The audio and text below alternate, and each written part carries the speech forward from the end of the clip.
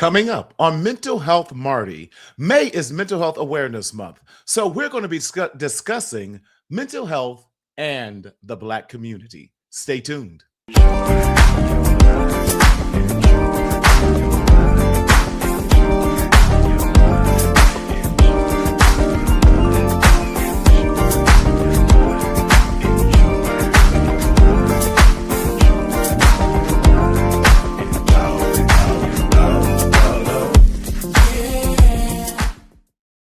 What's up, everybody? Yes, it's me. It's Martina Sellers. I know I've been away, y'all, but I'm coming back. Life, as we say, has been lifing, and I've been trying to take care of my own mental health these days.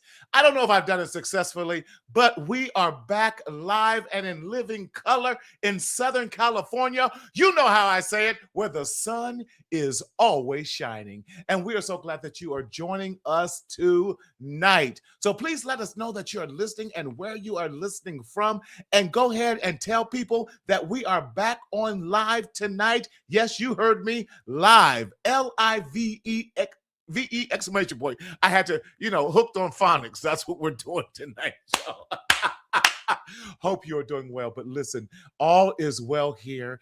And May is Mental Health Awareness Month. And we want you to be aware of your mental health and your mental health status and everything that's going on. But let me remind you what we do and why we do what we do. How about that? Say that 10 times.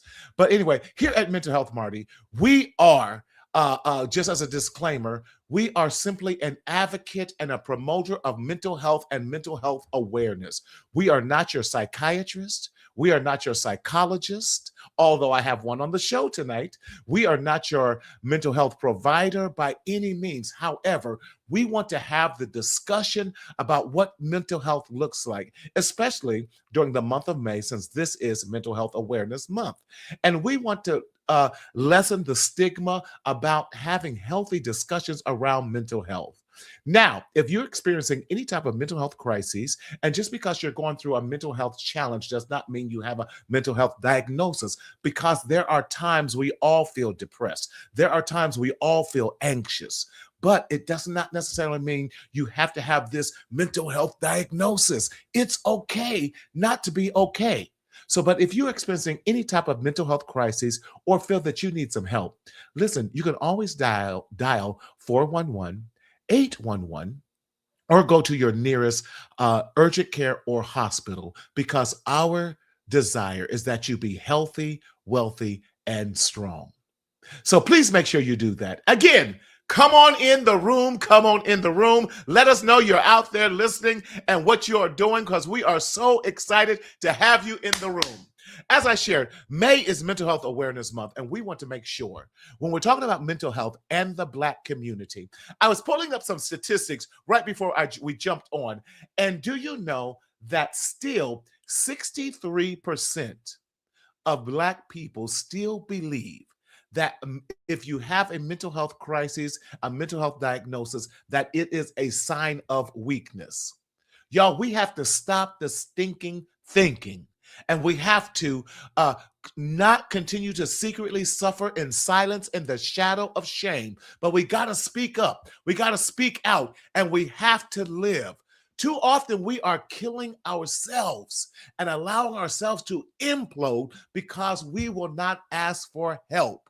It's okay to say, I need help.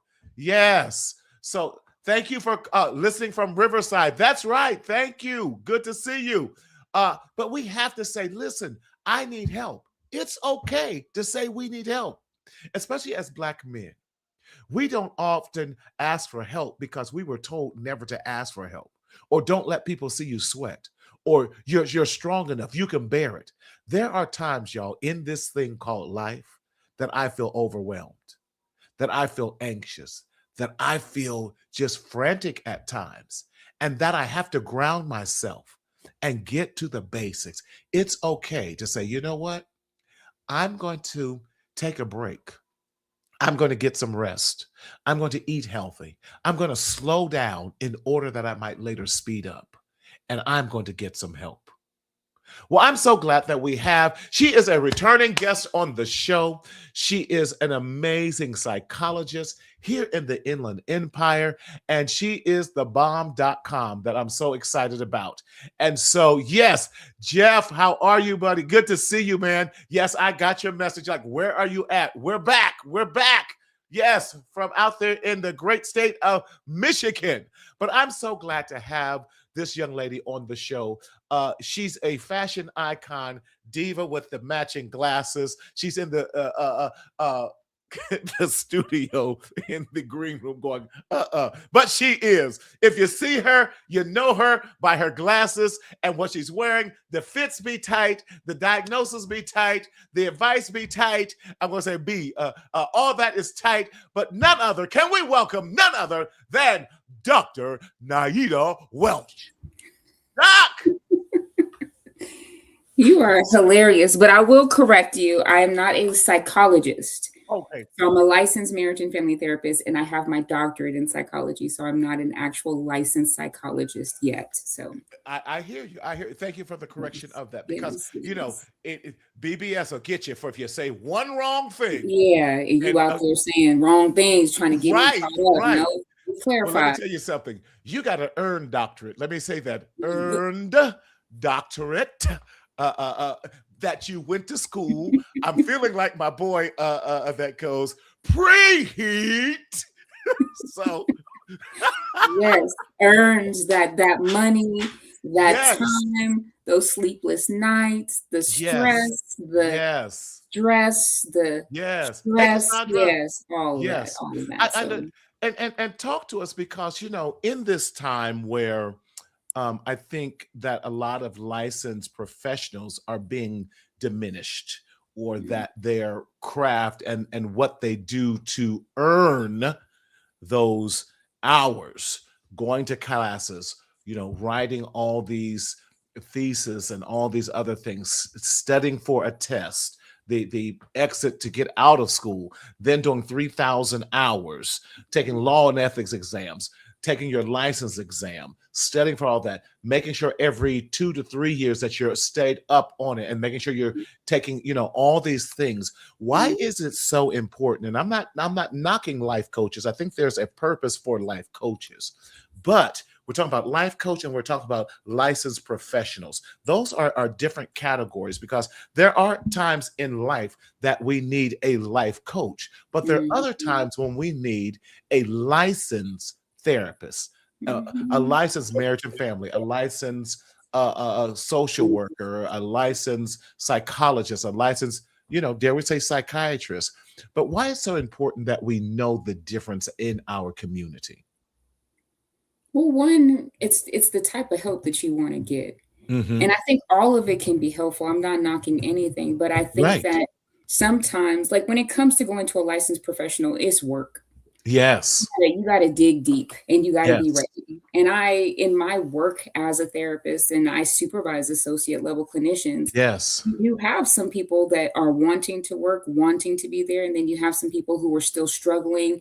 Maybe are trying to find the right therapist, but the therapist is going to ask you certain questions to get you to go a little bit deeper, and even tie a lot of times, and I'm just even going to speak for the African American community, a lot of times there's a lot of trauma that's there. Like I think 65% of youth express that they experience some type of trauma. And so remember, youth grow into be adults. Right. So sometimes it's not just surface level. I just need surface level guidance on how to complete a task or being motivated. Yes. Sometimes it really is true, like your ability to manage life stress, your actions, your behaviors. There are various parts of your life that are impaired.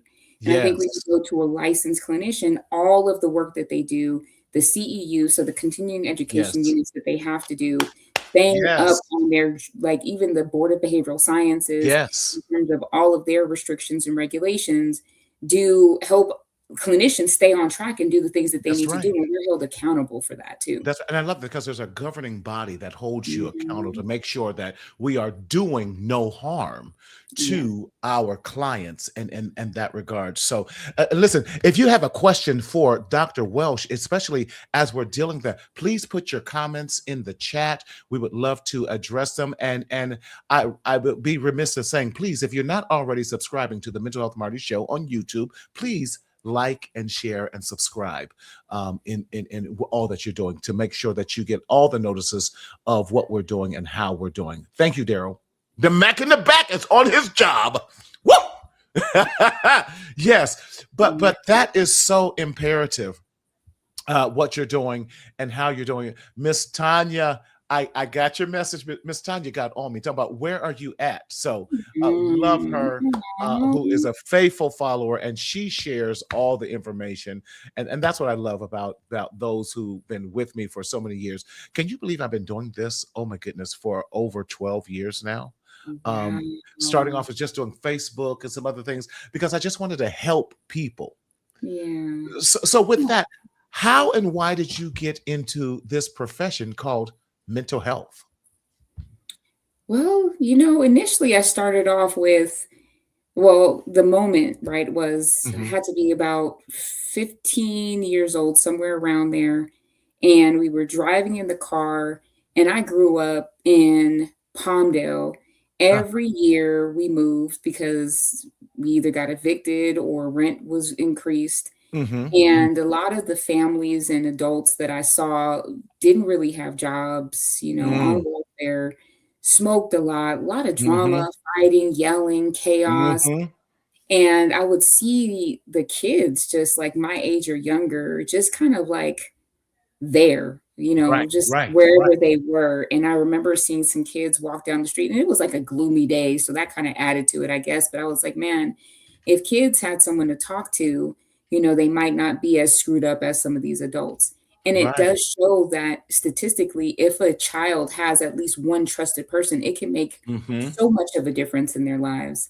So I decided I wanna do something with kids. Now, at the time, I didn't Right, know what a therapist was. I was even a peer counselor in middle school, but still didn't really understand therapy, therapist. And so initially I decided I wanted to be a pediatrician because I was like, I want to help kids. right, right, right. That's what UCR, took biology.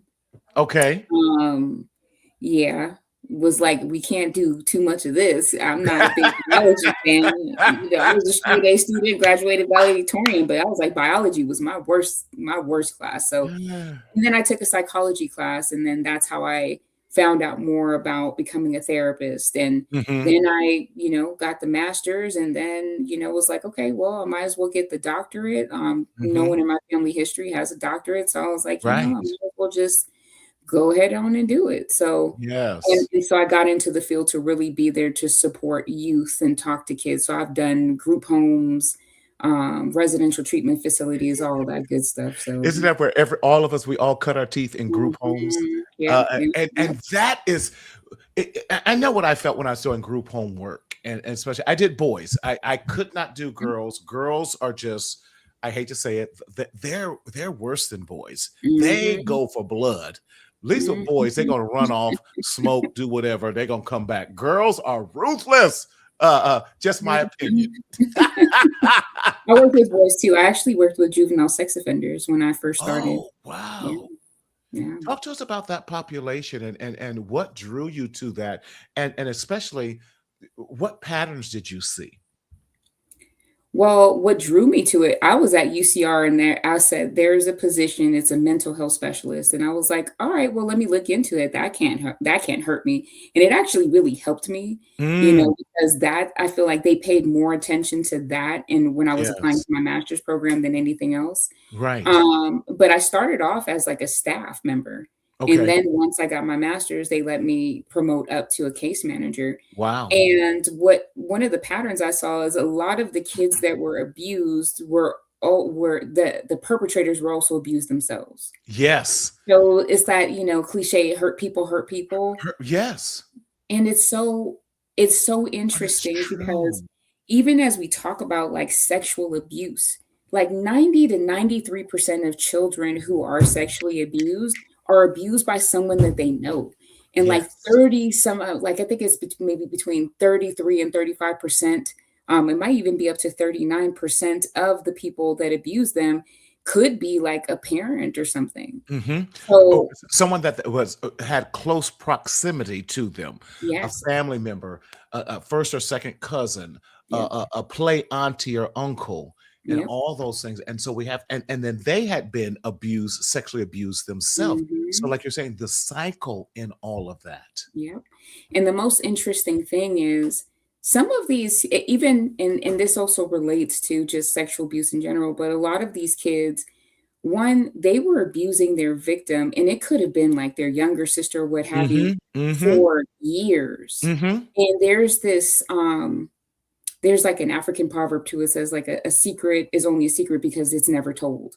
Mm, And within right. this context, a lot of the youth, like, they knew how to groom. They knew that Yes. it should be a secret, so they knew that it was wrong, and that was a large part of, like, the processing is you knew that it was wrong, but you kept on doing it. Some of the parents found out about it.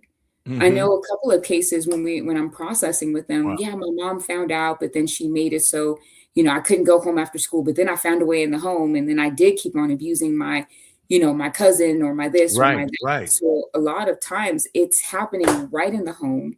Yes. Kids know not to tell, Yes. so they don't tell, they keep a secret, and it just keeps on going.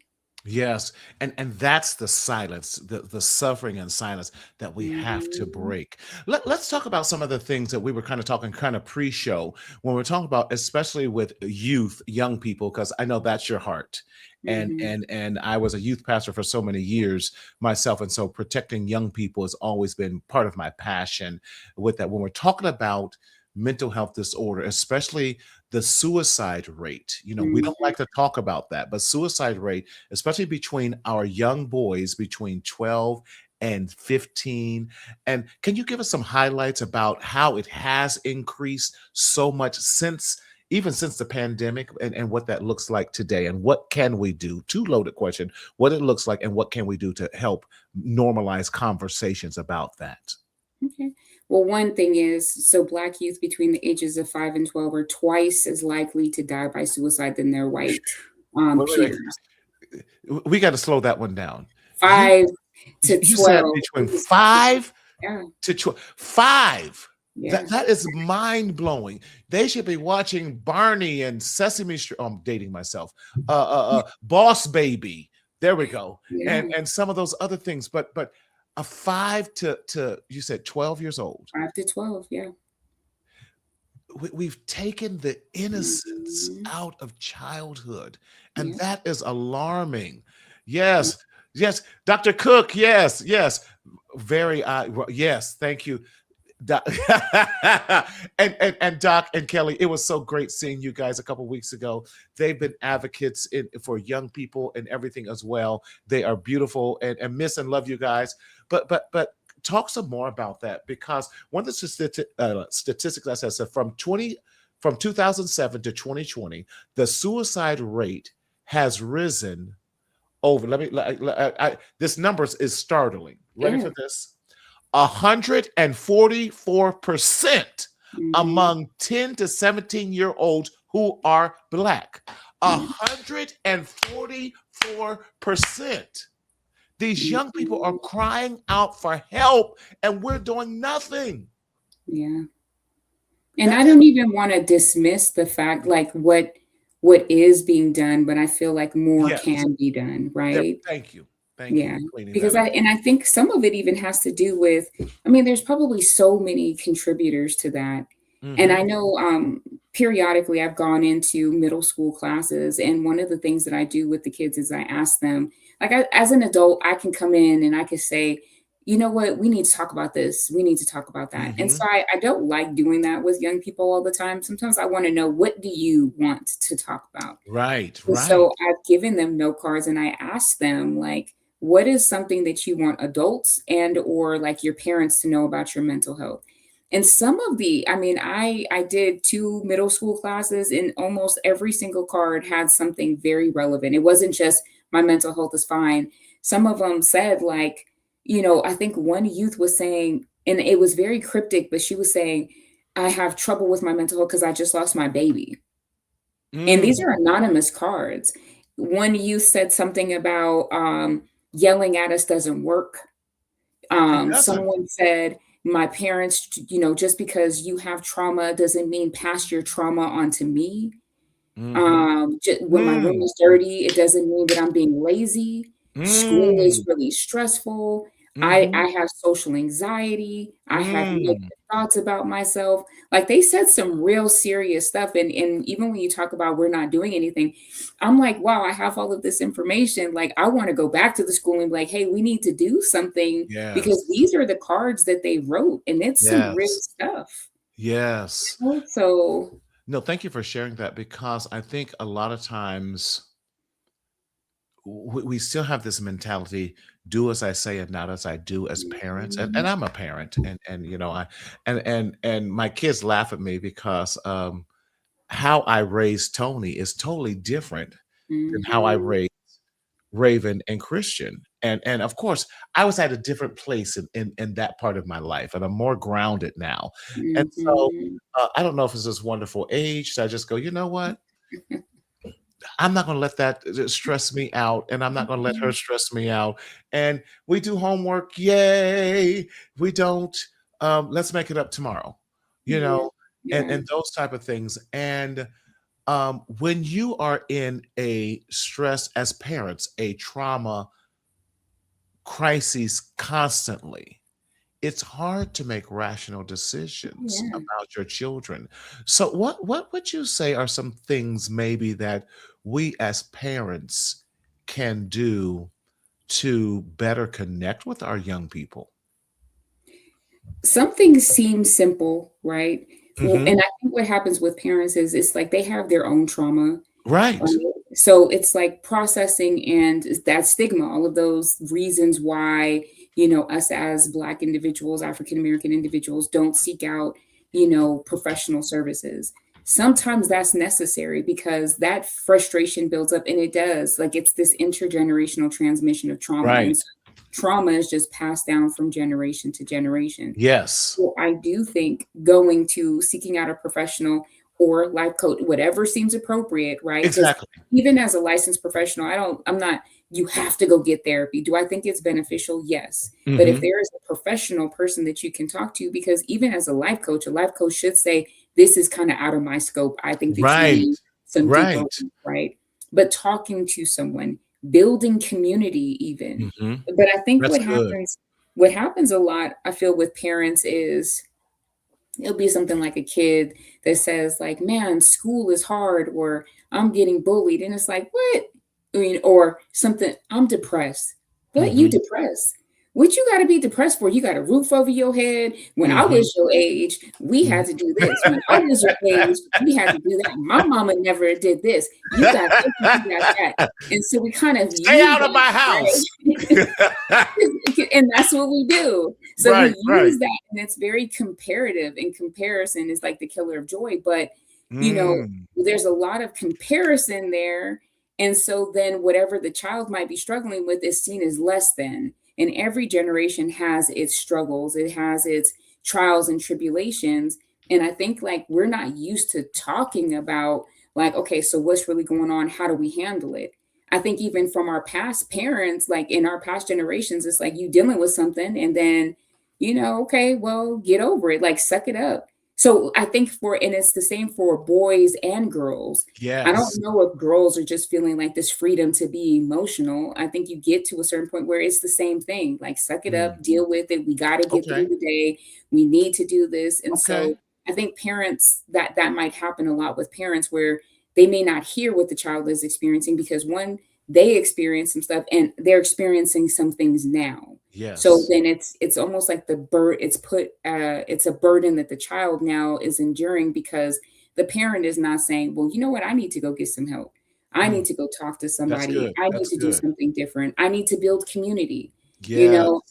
I do feel like churches can be very helpful, But then you have people that kind of like, well, if I'm going through this, it's because the Lord wants me to. And if I needed to get help, He would have sent me a sign. Or, we Mhm. have different ways of dealing with and rationalizing our Mm. behaviors or the lack of behaviors. Mhm. Jeff said this, "We as parents have to listen without judgment or, be, Condescending about their thank you, thank experiences. you. I Listen know you said, what was it? What would you couldn't say spell live or something like that, so I'm gonna help you out. But Oh, yes, we're yeah, going there, we're going there. Reading condescending. is reading It is is, fundamental. yeah, it is. We gotta practice that. And that Yes. I agree. That's Yeah. that's that's what we were just Thank you, talking about, Cassandra. right? Yeah, it's so important because, uh, um, I didn't do it well all the time, and I'm trying to get back in the practice of it, of having date nights with my children, one-on-one. Just we get to do what they wanna do, we get to eat their favorite food because that was a time for me to kind of get a sense of their day, what their Mhm. maybe even their week or what was going on in their lives, and so I'm a huge advocate for that. And there was lots of times I hated playing. I did not have that hand-eye coordination with gaming and all that. That's a whole nother thing. And so doing this, and what Cassandra, thank you. Yeah, doing that. So I would just let him, even with it wasn't Fortnite then. It was I forget one of them shoot 'em up games, Mhm. and everything. But he would kill me and be like, "You suck." I'm like, "Yeah, but we're having fun, aren't we?" I hated it, but he was Call of having fun. Duty. I Yeah, guess Call Call of of Duty. Duty. Thank you. I'm blowing all kind of names tonight. It's okay. I got you. I got This you. mental fog is it's Mhm. real. It is. But I think finding those because every child is different, and how you connect with them needs to be different as well. And finding out, Mhm. I guess I feel that our responsibility as parents is to find the strengths in our children Mhm. and water and nurture the strengths, and Yep. that will eventually eliminate some of these bad habits that drive us Mhm. crazy and some of these other things. Now we have to address, certain things. Mm. But the token economy or the reward system, it still works. Yeah, it does. It It does. works. But I have a lot of parents that, why do I need to say, I mean, this is parents. I see it in parenting and I see it in relationships Mhm. where it's like, well, why do I have to say thank you? Like that's what you're supposed to be doing. So if you get good grades, like you're supposed to be getting good grades. So I don't need to really say thank you. And I mean, even to what you said, date night with your kids, I think chit chat. Yeah. Everything don't gotta be a lesson, and so what No. the person just said in terms of, like, we have this, like, we listen and we don't judge, right? Right. And so a lot of times, we'll begin conversations, and then the conversation, "Yeah, I met this boy." "Oh, you met this boy." So did it instead of listening and then just hearing about what's happening in their lives, it goes Mhm. straight to a lesson or a reprimand or, Yes. and these condescending remarks that we may make. So I Mhm. appreciate this, finding the strengths and watering those strengths. You still have to correct some things, but you can Yes. say thank you. You can say please. You can say good job, like job well, whatever. You can still praise and reinforce. And when you reinforce those behaviors, they're more likely to occur. That's what reinforcement does, right? We Exactly. want And those things to happen. and we weren't perfect, and sometimes here's what we get we're so caught up in the busyness of the world today that is Yeah. a lot of times it's hard for we as parents, especially, and shout out to all the single parents who are doing it, both moms and dads, because there are a lot of single parent dads. Doc, yes, thank you. um there are a lot of single parent uh, out there. And what I have to also we have to acknowledge is when we are tired. Oh yeah. And Yeah. and I think we've been taught to keep pressing. How you doing? I'm pressing my way. Well, sometimes you can't Mhm. press your way anymore. Yep. Yep. And sometimes I said, you know what? I'm going to take me a day off and I'm just going to do nothing. Keep the communication open. Yes, that's what it's about. And Mm. sometimes you have to unwind, de-stress, and everything. You said something earlier that I would love to go back to and explore too, because you talked about a lot of the time these patterns that we have, especially traumatic patterns. But can you, for those, I think we use some words a lot without understanding fully the meaning of them. Mhm. For example, trauma. And Mhm. can you define and give us a little bit of a scope and some of the key things when you're talking about a traumatic experience or having PTSD? Because we like saying that, oh, I have PTSD. Do you Mhm. really? Now, I think Mhm. there's a high percentage of in our Black community that has it. And one of my favorite books is Dr. Rita Walker's The Unapologetic Guide to Black Mental Health. Oh, yeah. Oh Yeah, I my heard goodness. that. Yes, and she talks about trauma in the Black community. But can you help us to get a better understanding of trauma and and how trauma looks? Okay. So it's something that's distressing or disturbing. Mhm. So it can affect the body, it can affect the mind, it can be physical, psychological, emotional. And a lot of times I'd even say, I mean, I think in the Black community, we go through traumatic events. I've heard Mhm. people talk about, like, I used to grow up and they were shooting, and we normalize those things. Yes. We normalize, there's the adverse childhood experience assessment, and it Mhm. has these experience on there of, like, were you hit, were you beaten, were you Mhm. yelled at, were you cussed at, were you called out your name. And I think, like, within the African American community, we've normalized those. That's how you grew up. Like, abuse was not abuse, it was just, I got whooped, I got beat. And You so a got lot beat. of these Uh-huh. things are deep, they're deeply distressing. It's something that, there's a book, The Body Keeps the Score. So Yes. again, it's these deep-seated experiences that are long lasting and affect our ability to cope with regular daily stresses. And a Yes. lot of times, like, even when you're talking about definitions, right? Mental health, and what is mental health? Because when there's this stigma attached to mental health is just referring to how you think, how you feel, and how you behave. And Mm. then how you are able to handle daily stresses, making decision, and dealing with other people. And I it's love on the that. spectrum, right? Yes. And thank It's you on the for spectrum. defining that because a lot of times it is about your coping and how you're dealing with that, what makes you feel. And I would say this is where when I saw that, I was like, where are you feeling it at? Because Mhm. identifying where you are you feeling it in the back of your head? Are you feeling it in your chest? Are you feeling in your arm? Where are you feeling it? Because that can also help us Yeah. to how to deal with those type of things. But continue on Mhm. about trauma. This Yeah. is so good. I love it. And then so even, like, again, mental health, because I think that the it's very triggering for people when you say, like, mental health, and Mhm, it's there's it just that's the not physical health, but mental health, that there's a mhm, stigma that's just attached to that. So mhm, even when we talk about this spectrum, right? mhm. It can go either way. On one spectrum, you're thriving, you're feeling good, positive Right. mood, and on the other end, it's crisis, right? And so mental health, your mental health varies day by day, moment by moment. You could be waking up and, okay, birds and everything, get my coffee, and your mental health be great. And then on your way out, you get into a car accident.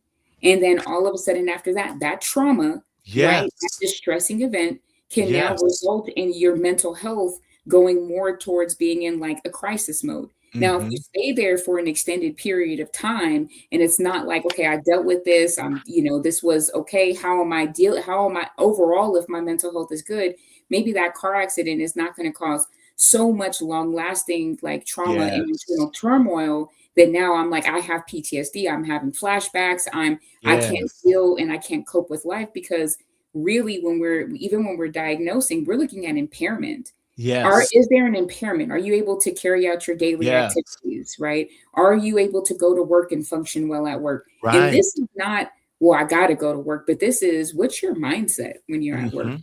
Are you Mm. able to deal with people? Are you snappy? Are you moody? Do you be just trip? Like, what is really going on with you? So I think Mhm. when we recognize that, like, our mental health, the scale, we could be here one day, and on another day we're here, but then when it's long lasting, it's lasting for 2 weeks, right? It's impairing your functioning in some form Yes. or fashion.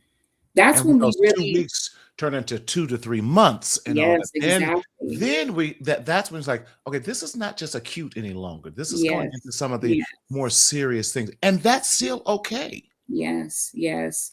So I think that but we normalize those experiences. Yes. Now, granted, we grow from our trials and tribulations. I was listening Mhm. to something the other day, and they were talking about this research that was done in a biodome with trees, and they said that in this biodome, they created, like, the perfect condition for these trees to grow, and the Right. trees grew quickly and they grew tall.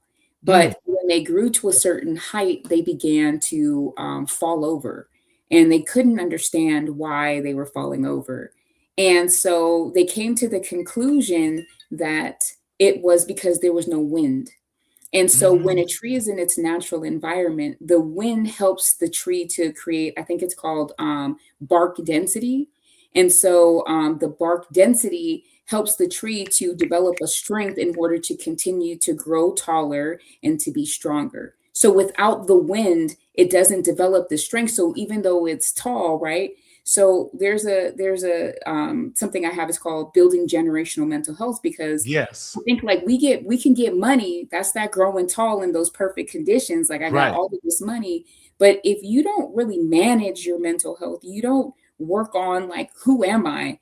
You if you're doing drugs now and you get money, you probably gonna do more drugs. That doesn't mean that like, well, I'm doing drugs and okay, I got this, but now I got money to buy drugs. I'm gonna get so like that doesn't necessarily mean Right. so money doesn't make everything. So we have Ooh. to go through trials and tribulations Dr. to Welsh, get you're over teaching, you're it, teaching. right? But it's true, and it makes a lot of sense when you think about it. It Is does. right. Listen, So I you almost think made me have to call up my musicians, but like, put me in B flat because we about to church this. But that's so good because it builds character, it oh builds yes, yes, sustainability, it builds mhm, grit, yeah, healthy grit, not yes, just unhealthy grit in what we're doing. Wow, that was phenomenal. Come on, Doc. yeah. Thank you, thank you, thank you. I'm not an expert, but Oh, I stop it. like to I like to learn. Yeah. I like to learn, and it's like these, you know, there's a song that I was doing like a group today, and there's a song by Eric Roberson, and it's called Lessons. I don't know if Yes. anybody's heard it, right? But God has a funny way of showing you lessons, right? Lessons. And so we go through these experiences, and trauma is not just one of those. You went through this experience, get over it, right? Trauma is again, it's deep seated, and we Yes. have experienced so much trauma, whether it's even racialized trauma. Mhm. There's like the society that we live in, why we might not seek help. We have a distrust of the medical system, all the way back to Tuskegee experiments, research. So we have all of this, right? And then there is that, what you said. Well, if I go ask for help, am I weak? And when we talk about comparison, because well, grandmama and them, they went through way more than I did. They got hosed down, dogs, like they was called out their name. So me being stressed or depressed because, oh, at work, they don't really talk to me because I'm the only black person. You start to kind of dismiss that because, well, they went through that. This is nothing. And so then when we pass that down, then it's like, well, I'm Yeah. going through this. That's nothing. So we keep on But kind I of, think it goes back to a point you said earlier about community. We were rooted Mhm. and grounded in our Yes, community. The yes, church really was during those times in the 40s, 50s, 60s was on the grounding ground, for everything. It was ground mhm, central. And so we went there for support. We went there not just for the word of God, but we went there for politics. We went there for yeah. food. We went there for all these type of things. Um, Just connection it too. was. And so when Connection. you have connection, one of the things I'm sure you write in a lot of those treatment plans when you have those with depression is getting connected, Yes. and getting outside your comfort zone Yeah. and making sure that you are connected to the life source. Oh, I feel good Mhm, now. That's good. That's mhm, good. mhm. To the life source so that you then got strength to go back out in the fight. We didn't do this in Yeah. isolation. You Yes. know, Yeah. then Big Mama would come over and drop off a cake, or someone else would come and give you some support. So there was always support in the Yeah. community, and we Mhm. knew everything that was going on then, as opposed to this isolation. I got mine, you go get yours today. Yeah. And Yeah. that is also a divisive uh, uh, uh, Mhm. uh, tactic as well, to keep us down and Oh, out. yeah. Because we are so much, we are so much stronger together, even when Yes, it comes to, like, identity and cultural identity, right? yes. It's like we don't wanna do certain things, we don't wanna say certain things. I mean, what does it really mean to be unapologetically Black? Like, is it Mhm. okay? Can I wear this? I mean, they have the Right. Crown Act and how you can wear your hair, but, I Yes. mean, like, all of these things come in. There is a lot of competition, like, and I always and another thing I say about competition, like, not competition. Well, there is competition, but celebration is not competition. So sometimes one person being celebrated, it's like crabs in a barrel a lot of times. Yes. So I think that coming back to building that community, I feel like that is something that's really necessary for us to thrive. It takes Yes. a village to raise a child. I mean, we say that all of the time, but it's like really like being a village, showing up, supporting, and really being ready to do that. But Yes. if you need, and I think about this, and I'm not going to say what I saw last Mhm. night in terms of a village, and somebody ask a funny Mhm. question about the village. But if it takes a village to raise a child and the village is not healthy, Mm. then what happens to the child? So if everyone in the village is, don't talk about this, we can't do this, we can't do that, don't say none of this, right? And they're not watering the strengths, like you said, in terms of your own children, right? If the village is struggling and unhealthy, then what kind of children are they going to produce, So right? so you're proposing that it takes a healthy village to raise Yes, it a takes a healthy healthy village. So child. we have to become healthy for not That's just ourselves, good. but for our children and For the future community. generations. Yeah. Dr. Johnson says it this way. Dr. Jashana Johnson says that we do everything in community. We heal in community. We help in community. Daryl, can you bring up that question? That yes, thank you. um, from Jeff. He says, "For me, I'm a stroke survivor, SA and SI survivor. So, how can you combat the compound traumatic experiences?" Great question, and thank you for your transparency. He says, "And I'm a grown 54-year-old man, and I'll say Mhm. this: Jeff has overcome a lot, and I've had Jeff on the show before, and I'm sure he doesn't mind me saying this because." One of the things that stood out to me, again, this is the psychology of the Black man. He was having his stroke, Mhm. and he was just like, "Hold on, let me get ready to go to work." Uh-huh. And so he was fighting it, and he said, of course, we because feel that we can't call off, or if I go to the doctors I'm Mhm. weak, or that type of thing. And it was his boss, a Black woman, says, "Listen, you are having a stroke, go Mhm. get help." And she was the one, and I hope, Jeff, I hope I'm saying that right. And so with that, all the trauma, and so what do you recommend to someone who's gone through a traumatic Mhm. experience like that? And I'm not saying you're giving him a diagnosis or a treatment, but this is just, some unsolicited, some advice that you would give. One, I think that yes, there are specific treatments like EMDR, and I always get like with Mhm. EMDR, eye movement, something I can never remember, even though I want to get trained in it. But EMDR is a specific type of therapy that Yes. focuses on addressing the trauma. So I Yes. think that doing something, it really is not dealing with the trauma in isolation, and I think we try to do that. We may even and I feel like people have difficult times dealing with their own emotions, much less somebody else's. So sometimes when you go to a friend or family member, they don't know what to tell you or what to say. So I think really seeking out services, and it may Yes. be various services. Maybe, one service is spiritual, and they do have like Christian-based counselors and spiritual Yes. counselors. So whether it's that, whether it is a specific type of therapist that deals with the trauma, but I think asking questions, Mm, and that's and good. I wanna say, I wanna say Go to a therapist that looks like you, and maybe they'll be able to understand something. But all skin folk and kinfolk, right? So you do have to ask those questions of, do you work with trauma? Yes. What's been your experience with this? What Yes. type of theory do you implement? Do you do Yes. this specific type of therapy? So That's good. I think that that is something that really we need to do is we really need to start paying attention to what's happening with us and get comfortable with being uncomfortable. That's the That's only thing that's great. going to help us is because talking about all of that stuff is going to be uncomfortable, but it will Yeah. get you to a point of being comfortable. That's great advice because and thank you for sharing that because we do need to interview our therapist like we would anyone else because you got Mm, to find the right therapist like you find the right doctor. I was traumatized when my doctor that I've had for oh my goodness about 25 years talking about Kaiser gave me an offer I can't refuse. I'm retiring. I'm like, "Doc, you my age. I'm not retiring yet. So how I want to say, how the hell you gonna retire?" But I'm like, yeah, uh, exactly.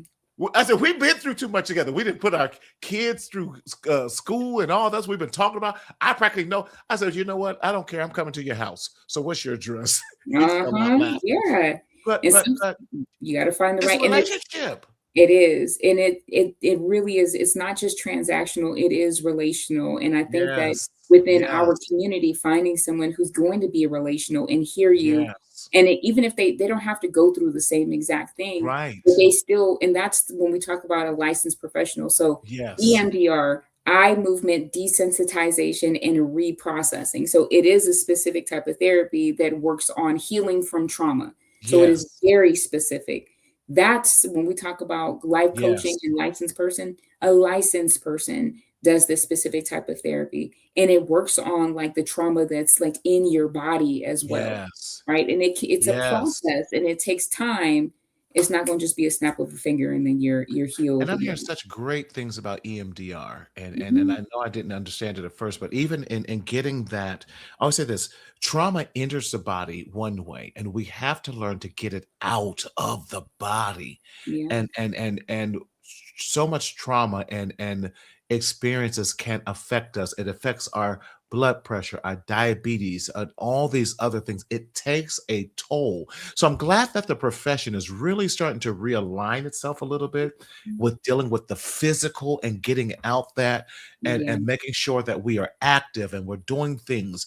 The grounding is so important, Yeah. especially with getting our bare feet connected to Yeah. ground and soil and all of that and the Mhm. natural God-given energy and supplements that he creates out of the earth for us. Yeah. I think Yeah. that I'm getting the older I get, the more I'm into a holistic approach to mental Yes. health and physical health and spiritual health, that the interconnectivity of it all.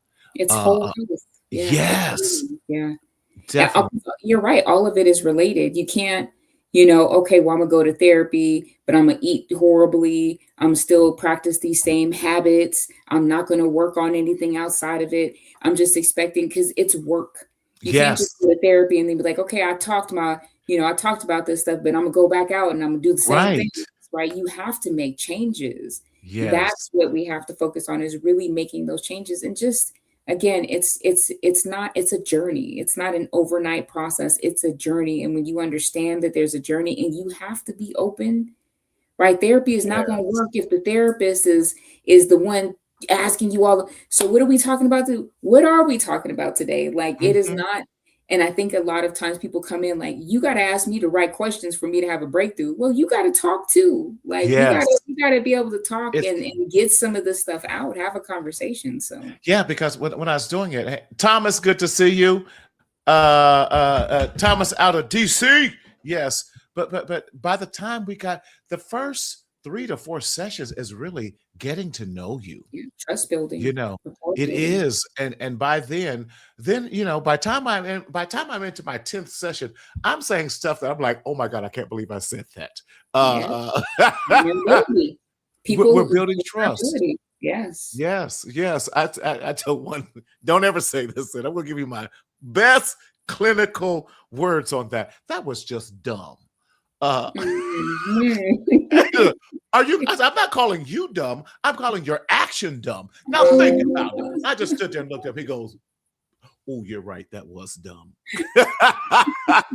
but that took time and trust that Yes, we built over years. yes. Because especially, I had one that says, I normally don't like black people. I said, well, I normally don't like ignorant people. So we're even. Let's go. Okay, Um, alright. yeah, Got and to. then yeah, and then when he moved, he goes, "I don't want to leave." I'm like, "I thought you didn't like black people." He goes, "I was just saying that. I didn't mean it that way." I was like, "Yeah, yeah, yeah. I Yeah, already know." all of that, yeah. Yes, yes.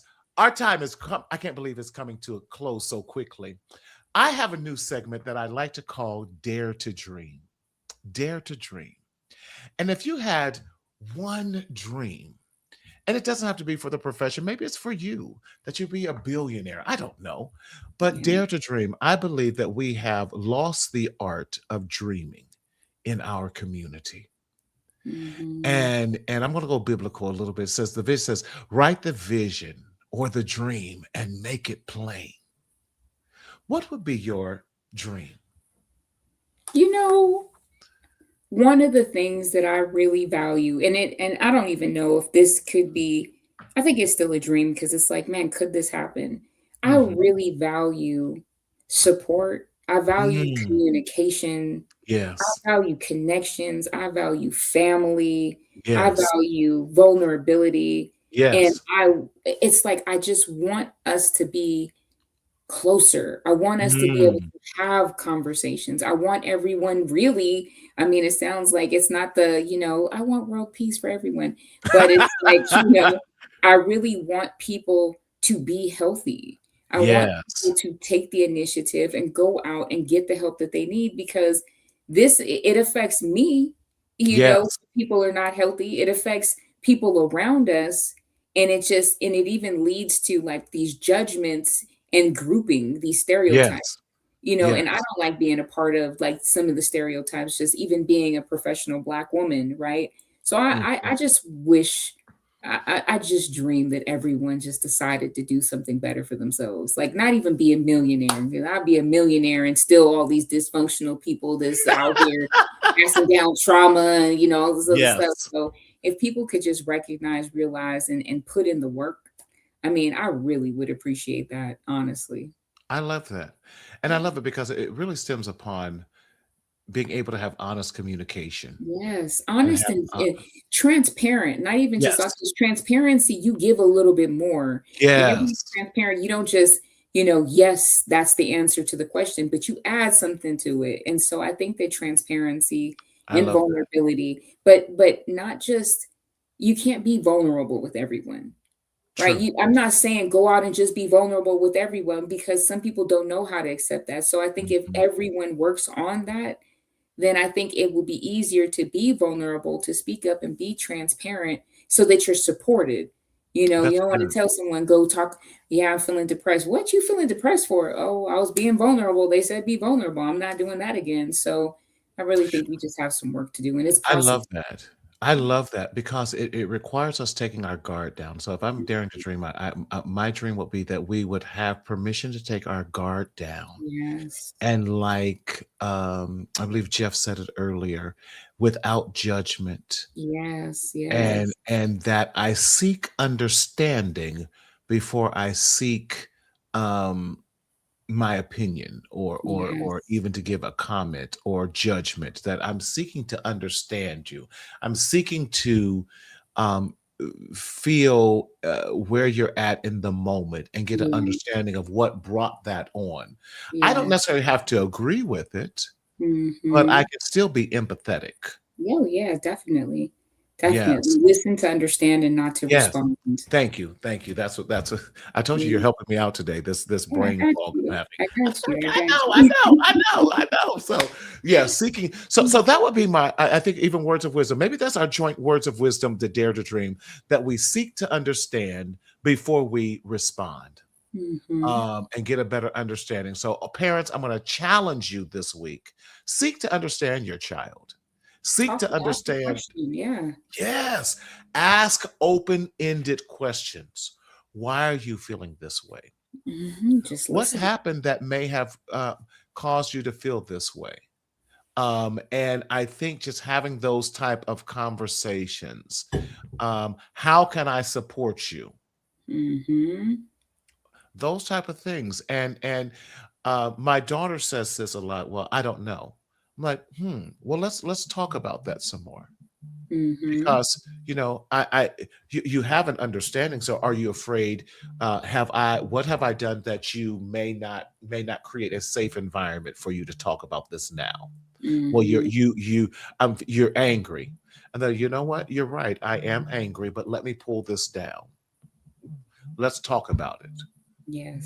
And really getting an understanding with that. So, Dr. Welch, it has been an absolute pleasure and joy.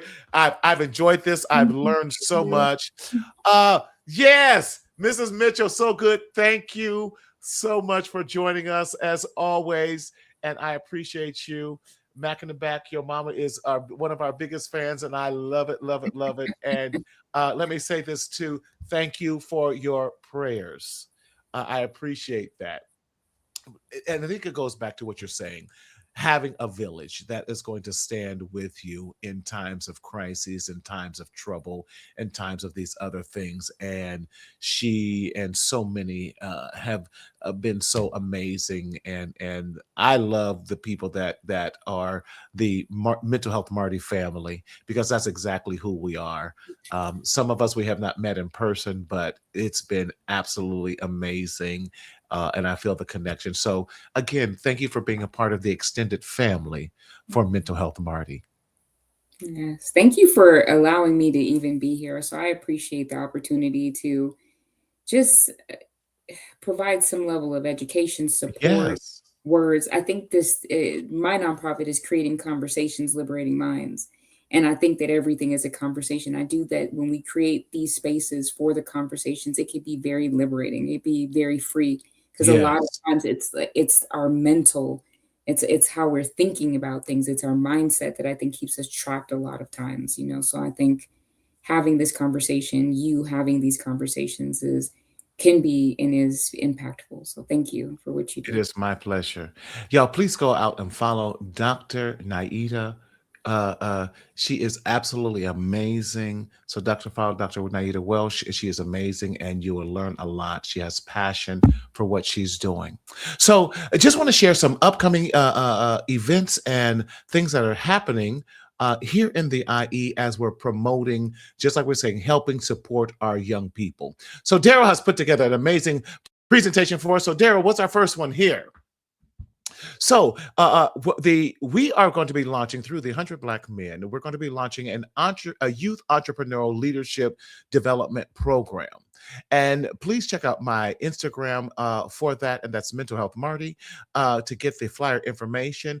Or you can email me at msellers, SELLERS, at 100BMIE.org for more information about the Youth Entrepreneurship Camp, as well as I am launching, are you guys ready for this? A Black Authors Symposium and Conference here in the IE. So again, check out my website, our post Instagram for more information about that.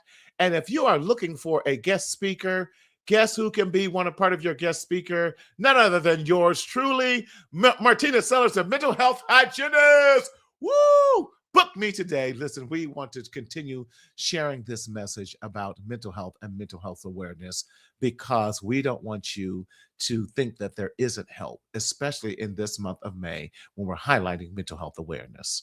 So, thank you for joining us. As always, we are so appreciative of you being part of the Mental Health Marty family.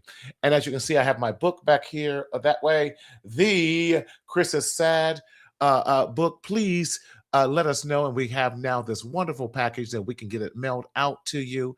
And we would love your support with that. Ah, yes.